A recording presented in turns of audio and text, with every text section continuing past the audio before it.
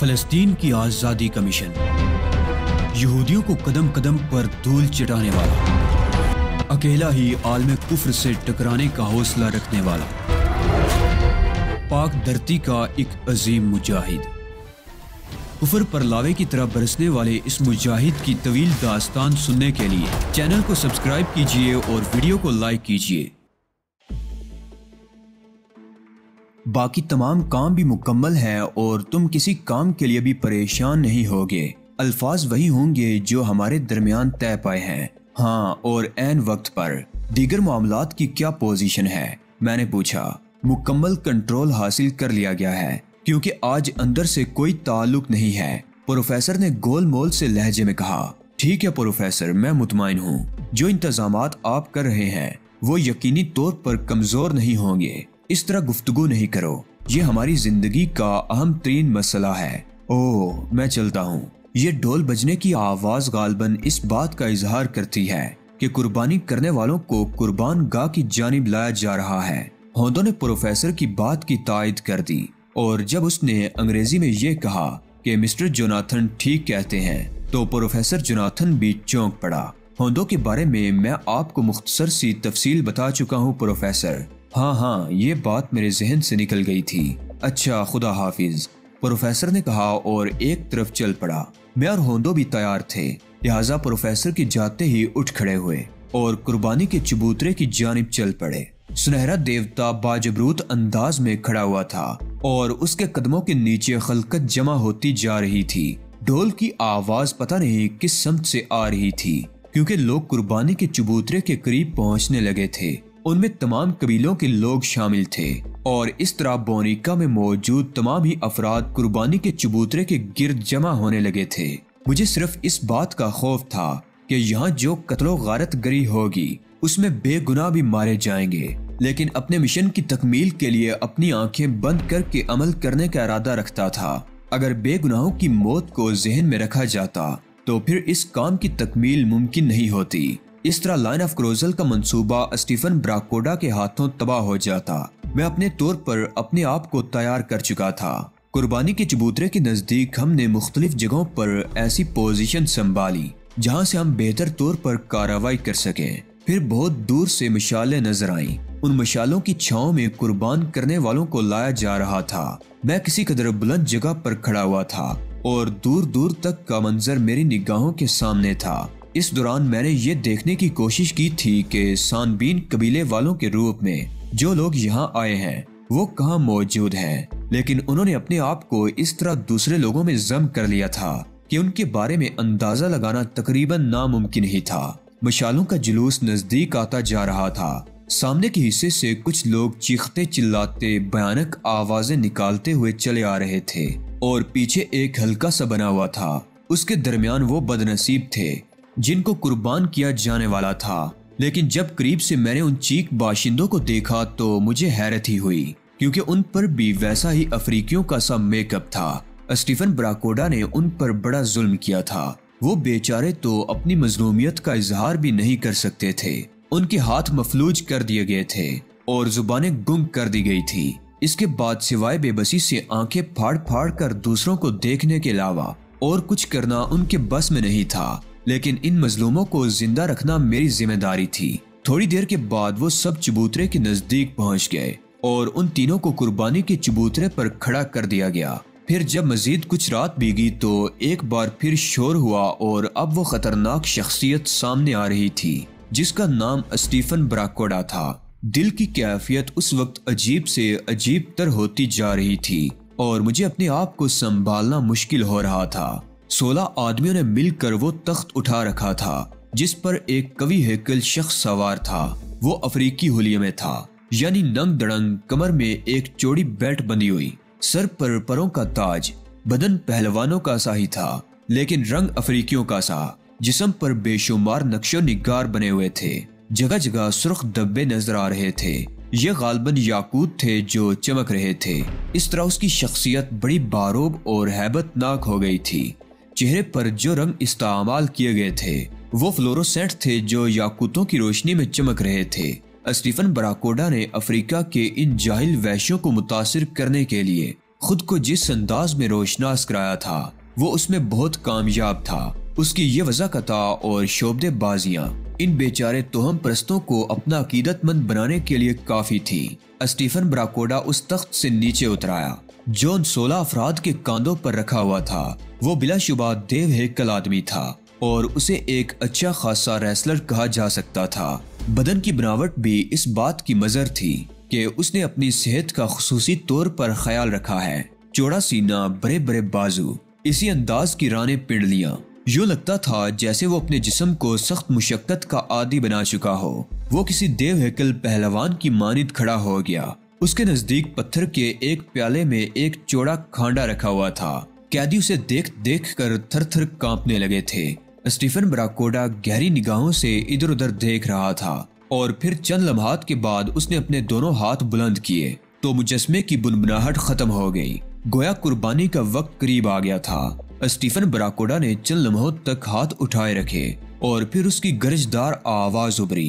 काली वादी के रहने वालों, अजीम देवता के लिए कुर्बानियां देने वालों, देवताओं की रहमत हो तुम पर। तुम जानते हो कि तुम्हारा मोजील हमेशा तुम्हारे लिए परेशान रहता है और सोचता रहता है कि किस तरह तुम पर बरकतों का नजूल हो। देवता सुर्ख खून की कुर्बानी चाहते हैं, सो हम काली वादी में सुर्खी बखेरने के लिए हमेशा कोशियां रहते हैं। सुनो बाहर से आने वालों, मुख्तलिफ कबीलों के बाशिंदों और बोनिका के सरफरोशों, आज 3 आदमियों की कुर्बानी तलब की जा रही है जो हमसे देवता ने मांगी है और हम अजीम सुनहरे देवता के कदमों में 3 अफराद की कुर्बानी देकर अपने लिए जो बरकतें हासिल करेंगे उनकी इंतहा न होगी। तुम्हारी खुशहाली करीब से करीब तर आती जा रही है और वो सब कुछ तुम्हें मिलेगा जिसका तुम सदियों से तस्वुर करते आए हो। सुनो, कुर्बानी की रस्म पूरी करने का वक्त आ गया है। इन तीनों जवानों की कुर्बानी हमारे लिए रहमतों की बारिश बरसाएगी। उसी वक्त एक तेज रोशनी फजा में फैलने लगी और लोगों की हैरत ज़दा निगाहें मुजस्मे की जानिब उठ गईं।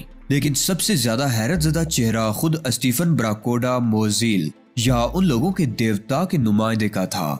वो ताज्जुब से बुत के अंदर से झलकने वाली रोशनी को देख रहा था और मेरी शरियानों में खून ठोकरें मार रहा था। मैं जानता था कि ये रोशनी स्टीफन ब्राकोडा के ईमा पर नहीं की गई बल्कि उसके पसे पर्दा जोनाथन का हाथ है। तभी एक बारी और गर्जदार आवाज उभरी, बोनिका के लोगों, तुम्हारा देवता बराह रास्त तुमसे इसी तरह से मुखातिब है जिस तरह इससे पहले होता रहा है। मेरे नाम पर दी जाने वाली कुर्बानियां मैंने कबूल की, लेकिन वो झूठे लोग जो मेरे नाम पर बोनिका के मासूम लोगों को धोखा दें मेरे नजदीक कभी मोतबर नहीं हो सकते। ये कुर्बानी नहीं ली जाएगी क्योंकि कुर्बानी देने वाला जो शख्स सामने खड़ा है वो मोजील नहीं है बल्कि मोजील का कातिल है। हाँ, इसी शख्स ने मोजील को कत्ल करके उसका रूप धार लिया है। तुम अगर इसका चेहरा धो कर देखो तो तुम्हें एक और शक्ल नजर आएगी। ये तुम्हारा मोजील नहीं बल्कि मोजील का कातिल है। इसने तुम्हारे मोजील को कत्ल करके खुफिया तौर पर उसकी जगह ले ली है और उसके बाद तुम्हें बेवकूफ बना रहा है। और सुनो बोनिका वालों और बाहर से आने वालों, तुम लोग इस शख्स के धोखे में आ गए, उस शख्स के जो तुम्हारा मोजील नहीं है और मेरा नुमाइंदा नहीं है। ये झूठ बोलता है। ये कहता है कि लाइन ऑफ क्रोजल के बासी तुम्हारे दुश्मन हैं। वो तो मासूम लोग हैं, वो तो खामोशी से अपना काम कर रहे हैं और इसके बाद चले जाएंगे। तुम्हारा मोजील तुमसे हमेशा सच बोलता था, लेकिन ये शख्स जो मोजील नहीं है इसने तुम्हें धोखा दिया है, बहकाया है और बहकाने वालों की सजा बिल आखिर मौत है। तुम इसे मौत की सजा दो। मोजील के रूप में जो शख्स मौजूद है इसको और इसके एक एक साथी को चुन चुन कर खत्म कर दो। मैं तुम्हारा देवता तुम्हें असल मोजील दूंगा। हाँ, मैं उस मोजील को जिंदा कर दूंगा जिसे शख्स ने अपने हाथों से हलाक कर दिया है। टूट पड़ो इन तमाम लोगों पर। लेकिन ठहरो, अगर तुम अपनी तसल्ली चाहते हो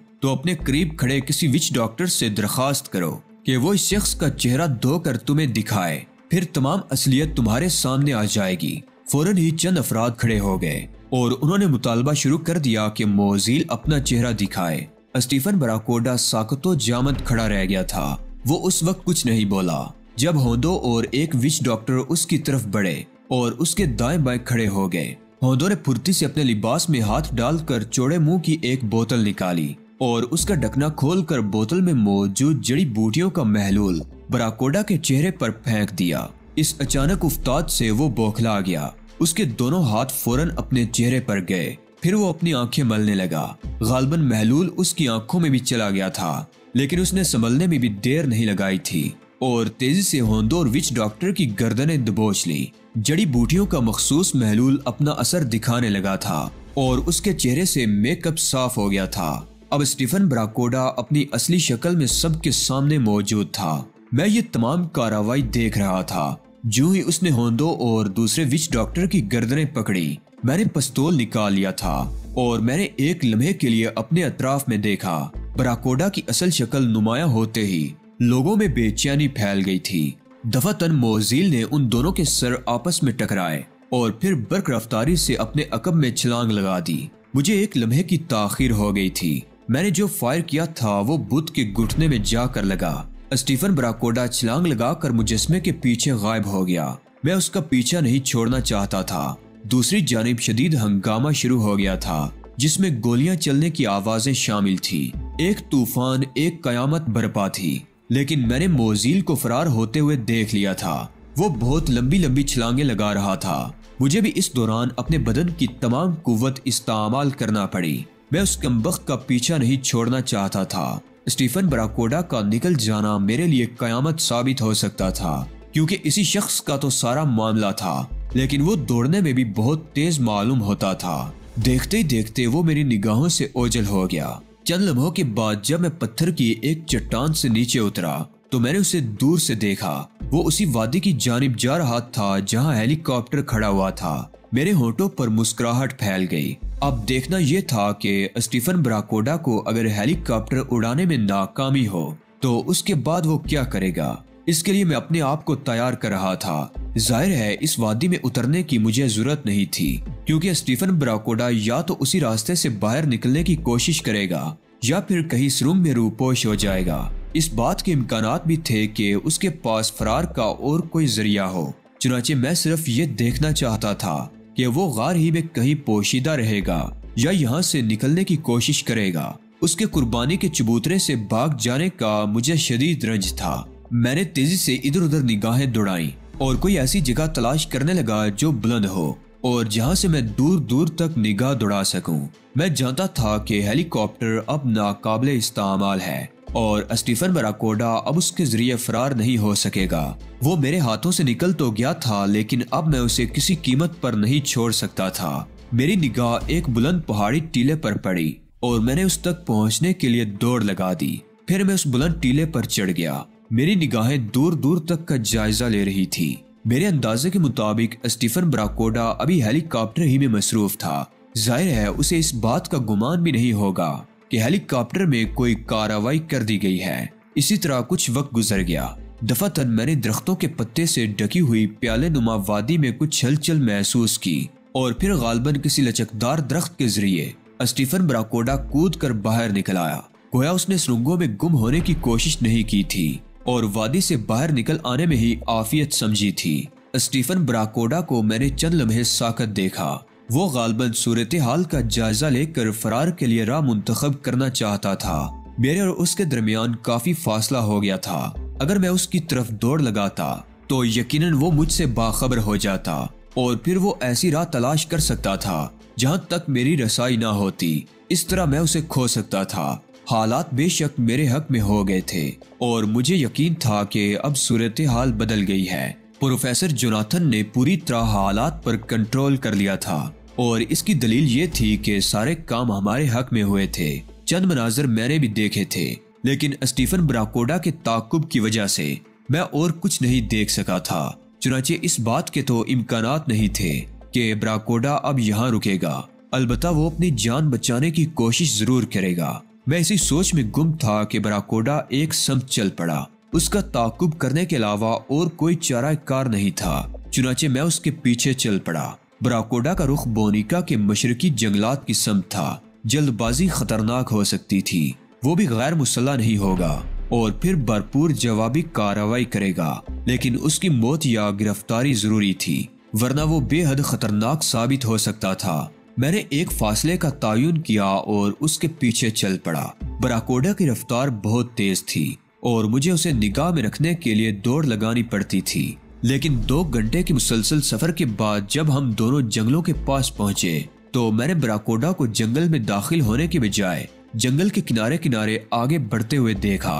वो जंगल में दाखिल होने से कतरा रहा था। अब मैंने फासला कम करना शुरू कर दिया था, लेकिन इसके साथ ही मुझे मोहतात होना पड़ा था। मजीद 1 घंटे तक ये ताकुब जारी रहा और फिर दफातन मैंने समंदर का शोर सुना। सूरत हाल किसी हद तक मेरी समझ में आ रही थी। मेरे होठों पर मुस्कुराहट फैल गई। इसका मतलब है कि उसे अभी आबदोजों की तबाही के बारे में मालूम नहीं हुआ। बिल आखिर वो साहिल पर पहुंच गया। मैंने एक रेत के टीले की आड़ ले ली थी। बराकोडा उस वक्त मुझसे कोई 15 फुट के फासले पर था और मैंने सांस रोकी हुई थी। दफातन मैंने एक आवाज सुनी, eagle eagle eagle 927, eagle 92704। Hello barracuda calling, eagle 9, hello hello hello, eagle 927, hello. वो खामोश हो गया, मगर ये खामोशी ज्यादा तवील न हुई। चंद लम्हात के बाद उसकी आवाज दोबारा सुनाई दी, ईगल 598, हेलो ईगल, कहाँ मर गए तुम लोग? Hello barracuda calling. 10 मिनट तक वो ये कोशिश करता रहा। आसमान से चांद उभरने लगा था और फजा मुनव्वर होती जा रही थी। आगे रेतला इलाका फैला हुआ था, साफ शफाफ रेत जिसके साथ साथ साहिल नजर आ रहा था।